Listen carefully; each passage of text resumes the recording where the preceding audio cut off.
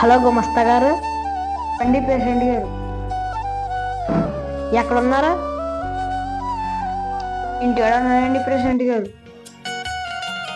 పొలం వెళ్ళొద్దాం రాని ఇంటికి. అలా వచ్చినప్పుడు చంటిగారిని కూడా తీసుకొచ్చాను. అలాగేనండి ప్రెసిడెంట్ గారు, తీసుకొచ్చాను.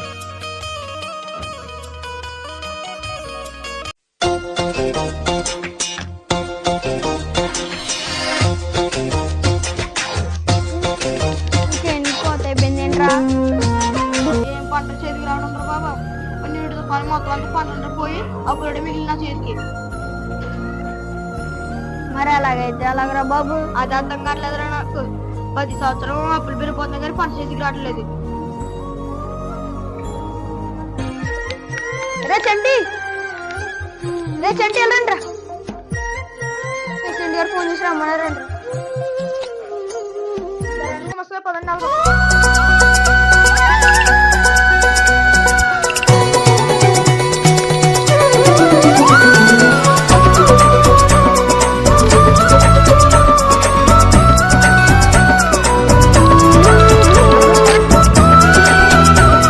నమస్కారం అండి ప్రెసిడెంట్ గారు.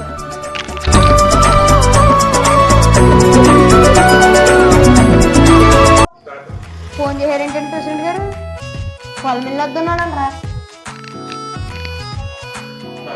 చంటి డబ్బులు అడుగో కదరా. అవునండి ప్రెసిడెంట్ గారు, బాగానే గుర్చేశారండి. గుమస్తా గారు చంటి గడుపు 10,000 ఇవ్వండి. అలాగే అండి ప్రెసిడెంట్ గారు.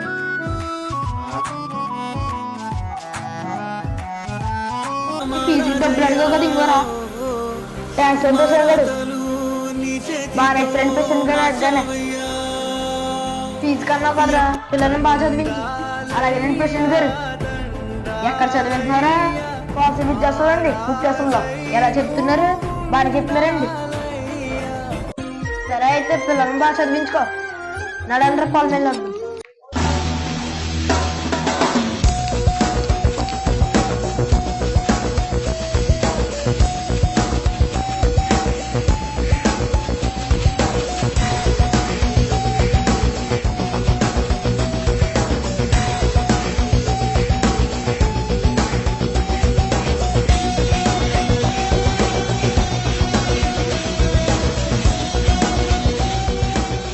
ఇప్పుడు తోటలోకి వెళ్ళొద్దాం రండి రా. అలాగే ప్రెసిడెంట్ గారు.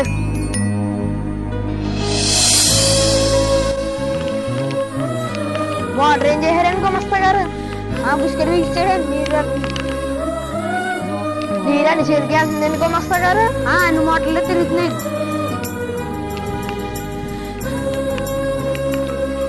రేపు పొద్దున ఇంటి ద్వారా నీరు వెళ్ళిలా చూడండి గుమస్తా గారు. అలాగే ప్రెసిడెంట్ గారు.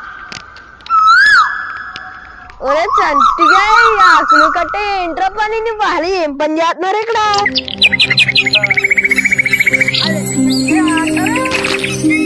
ఒరే చింతగా, ఈ చెట్టుకి ఏంట్రా నీరెట్టట్లేదండి నువ్వు? కొట్టేయించాను కదండి ప్రెసిడెంట్ గారు. వచ్చి దిగట్లేదండి ఈ చెట్టుకి. అదిగో దిగుతుంది కదండి.